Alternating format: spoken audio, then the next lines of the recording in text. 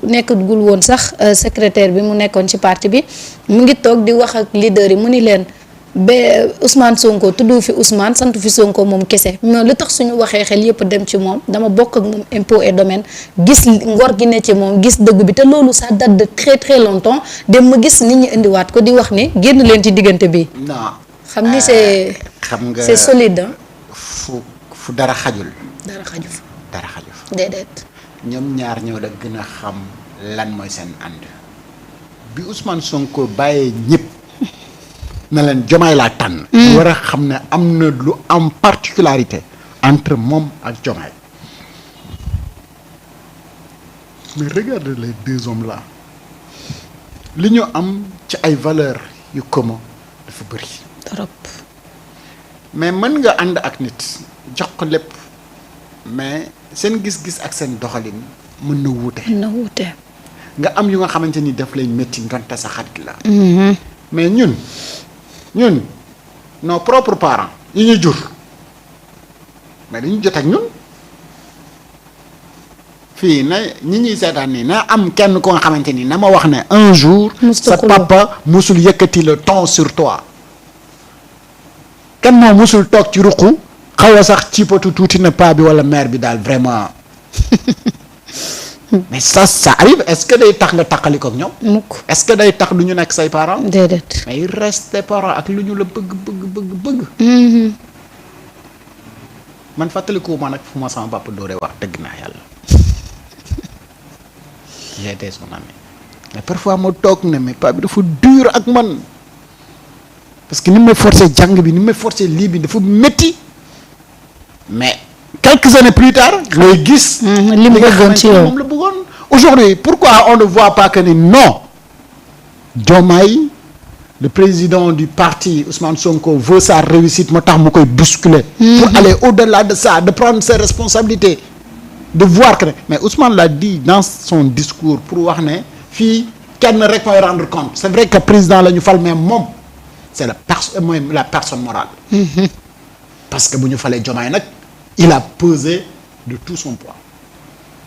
donc lui il a des comptes à rendre à ces Sénégalais là parce que moo leen joxe Diomaye donc c'est Diomaye qui doit faire des résultats et Ousmane loolu la bëgg ak képp ku mu teg comme nu muy tegee El Malick à l'Assemblée nationale bëgg mu def ay résultats comme nu muy choisir telle personne nañ ko yóbbu tel poste ñooñu ñëpp ci wax jooju ñoom ñëpp dañ ci war a gis loolu.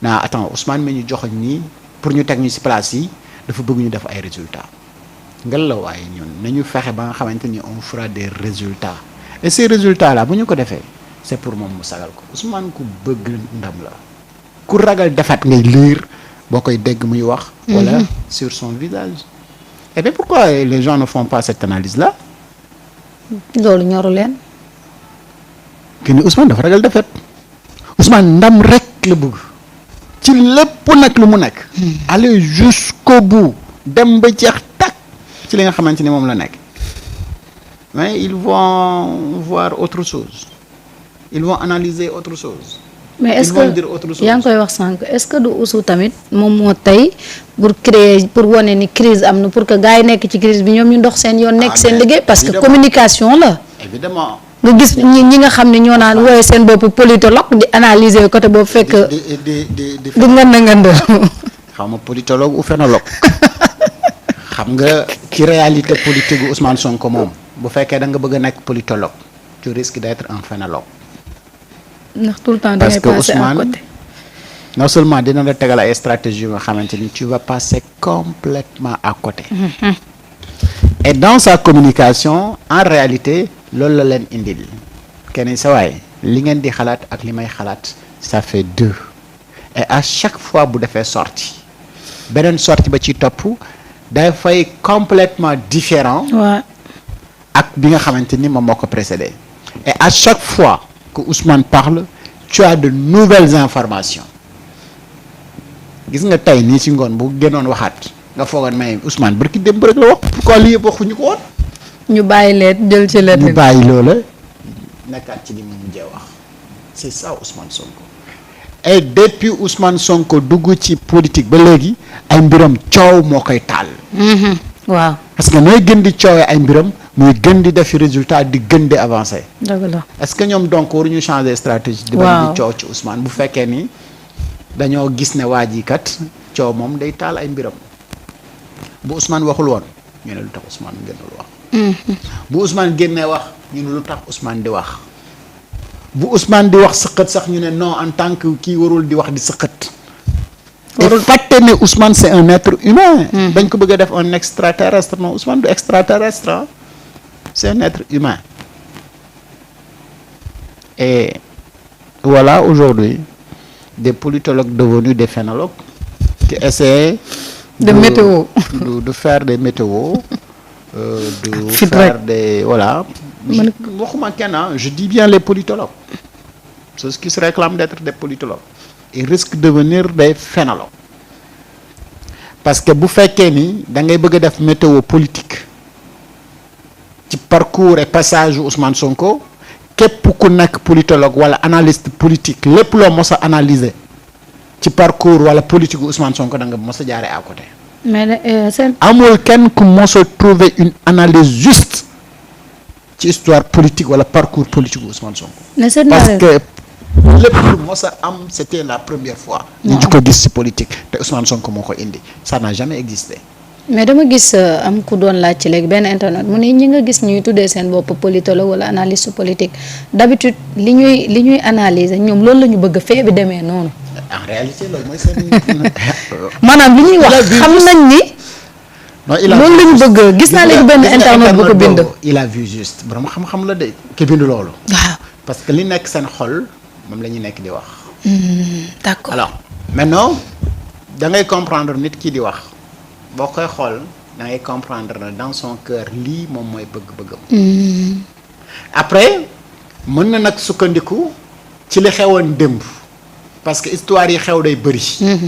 mais mu tànn ci yi nga xamante ni moom la bëgg-bëggam méngool mu bëgg a jaaree foofu pour wax la ne la lii ak lii ak lii moo fi amoon te lii bu ñu defee nii lay demee mais tout le temps Ousmane booy def ay analyse sukkandiku ci ay histoire yu fi amoon. te fekk na moom histoire bu bees lay bind da ngay jaaree à côté donc wax na dëgg ñooñu seen i bëgg-bëgg la ñuy wax mais seen bëgg-bëgg ak namm yàlla bokkul.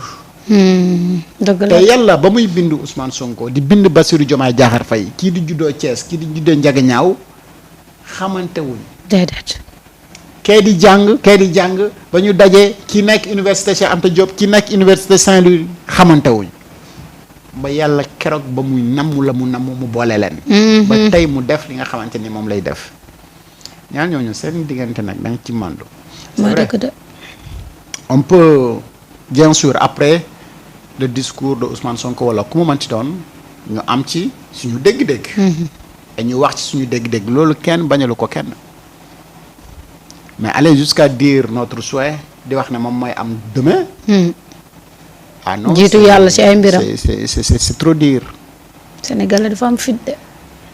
en principe ñoom ñoo fi toogoon ne Pastef n'aura pas de candidat ci élection yi di ñëw. waaw wala su amee candidat du am 35%.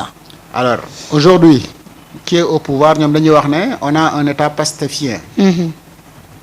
nañu dawal band bi ci ginnaaw bërki démb yaa ne woon Pastef du am candidat. yéen a fexe ci seeni wax ba ñu dissoudre Pastef. alors donc ceux qui sont arrivés au pouvoir c'est pas des pastéfiens lan mooy indi donc le pouvoir pastéfien. c'est contradictoire leur dit. xam nga donc seen analyse yëpp jaar na à côté. alors maintenant le président de la République du Sénégal il est de Pastef ou pas il est de Pastef. de Pastef waaye. alors fi ngeen tegoon ne Pastef du am candidat. ah parce que dañ jàppoon seen. le président de l'Assemblée nationale il est de Pastef ou pas. il est de Pastef ma nga ca biir kay. le premier ministre il est de Pastef ou pas. moo ko sañ il est de Pastef. alors yéen fi ngeen doon toog di analyser di wax ne Pastef n'aura pas de candidat et normalement dañ leen war a dissoudre. alors ci lan ngeen sukkandikoon ba dissoudre loolu c'est des questions. et yéen fan ngeen toogoon di analyser ba wax ne ñooñu waruñu am loolu moo nekkoon seen souhait ak seen bëgg-bëgg. et vous l'aviez théorisé et vous aviez convaincu ñi fi nekkoon que ni loolu moom moo waroon am et vous n'avez jamais vu le contraire venir te kooku tout le temps ay stratégie mosoo leen xam naka la koy def pour au moins vous dribbler vous. Et aujourd'hui si ces gens-là ñu dellu siwaat ci penc mi ne dañuy joxe ay leçons dañuy def une analyse mais tout simplement gars dañ leen waroon wax ne li ngeen ñu fi waxoon démb nekkul donc li ngeen ñuy wax tey duñu ko gëm mënuñu koo dégg parce que la ngeen ñu waxoon démb mu nekkul loolu moom mooy suñu problème. malheureusement li nga wax ni moom la xale yi taf ni que say waxi démb ak sa tey demal toog amatoo crédibilité ci penc mi. penc mi moom ñi fi nekk dañu am fulla de. Et c'est ce que je dis par contre am na benn passage dans mon livre qui doit venir prochainement. Inch'Allah. Où j'ai même dit que ni on a une nouvelle génération d'informés et mieux informés. Une génération moo xamante ni si njàng ñoo gën a jàng ñi fi nekkoon dañuy waxante dëgg rek nag ci information li ñuy am ci ay information ñi fi nekkoon amuñu ko woon. Il fut des temps pour nga am information il faut mbir mi xew Amérique lu yàgg ay at nga door ci jot. Et mais tey c'est pas ça aujourd'hui c'est à la minute près. si ngay xam lii xew fépp ci àdduna. Et on a tellement le temps de consulter toutes les informations mais ni information yi bëree noonu la ñu amee intelligence su identifier ban moo ci dëgg ak ban moo ci nekkul dëgg. Et cette personne-là est 1000 fois plus intelligent que yow mi jàpp parce que jamono ji mu tollal jamono jooju la intelligence gën a avancée. Alors cette personne-là yow booy ñëw di wax ak moom da nga war a xam nan ngay wax ak moom ak nan ngay jëflante ak moom. Et cette nouvelle génération-là qui voit en Ousmane Sonko la personne qui porte le projet qui doit changer le Sénégal mais ñooñu ngay waxal. jàppal ne à chaque fois ñi ngay waxal ñoo la gën a intelligent man dama jàpp ne ñi nekk ci chat bi nii di wax. téeméeri junni yoon li ñu am ci ay information xaaju ma ko am. déedéet ñoom de dañoo informé wu. loo wax ñu tegal la ko qu'est-ce qui doit faire ma différence et pourquoi ñoom ñu war ma déglu mooy li may wax war ma ko teg fii sama nafsu. surtout. dafa war a nekk lu nga xamante ni gëm-gëm la d'abord et mu méngoog la réalité de ce que je veux dire et pas li ma bëgg a wax. wala li ma bëgg gaa ñi foog ne loolu laa bëgg a wax li may wax day nekk ci man te mu nekk li nga xamante ni lucidement bu ko nit di déglu xam ne c'est ça la vérité. Et rien de plus. En réalité nañu xam ne Ousmane est en train de révolutionner lépp luy réalité politique au Sénégal. Et la preuve tey ñoom ñëpp. di def politique. nekk ñu di changer seen méthode de communication. ñëpp a ngi changer.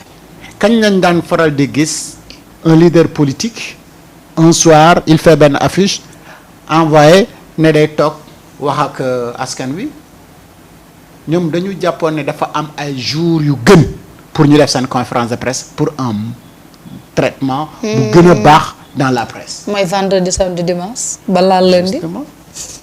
yenn saa yi sax ñenn ñi il préférait dimanche soir pour occuper les unes lundi pour que les gens en parlent ou ils vont le faire vers les mercredis jeudi jàpp week-end bi yëpp les gens en parlent mais tey la réalité c'est tout autre. dëgg la de lépp change. Ousmane Sonko moo définir heure yi nga war a def live pour mu dox.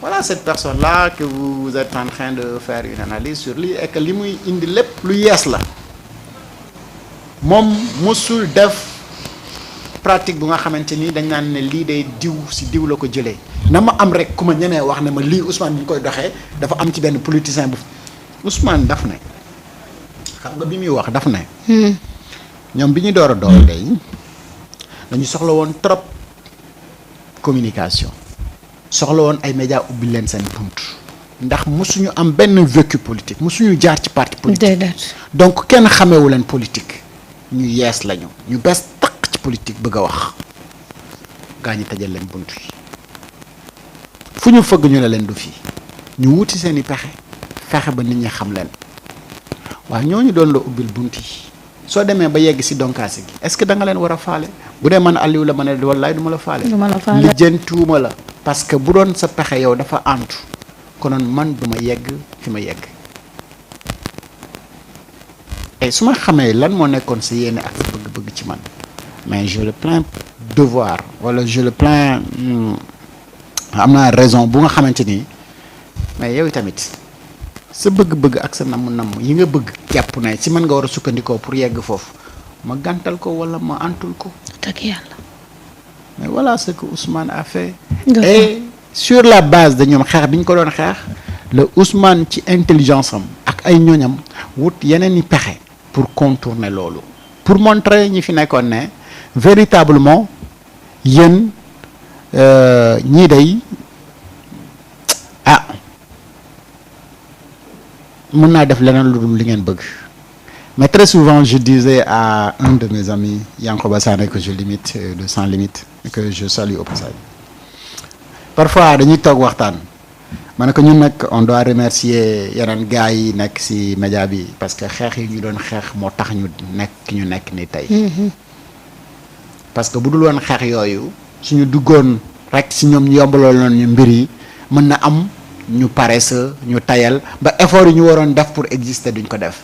Ousmane Sonko également doit remercier ces gens-là ne serait-ce que pour ça rek le fait que ñu tëjal ko buntu ba mu dem wuti yeneen contournement ba tax tey mu doon parce que bu fekkoon ni ubbiloon nañ ko buntu yooyu bàyyi ko ci presse classique boobu noonu day dugg ci même ligne que les autres yi nga xamante ni ay morne lañu fi parce que gis nañu fi ku ne naka en politique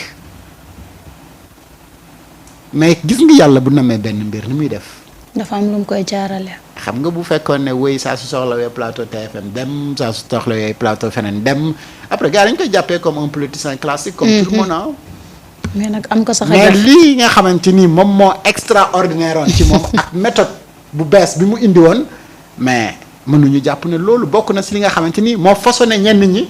ci façon de faire am bu am différence. et que loolu dafa marquer une différence entre moom ak les autres. kenn amu fi fitu live de. waaw live nga xam ne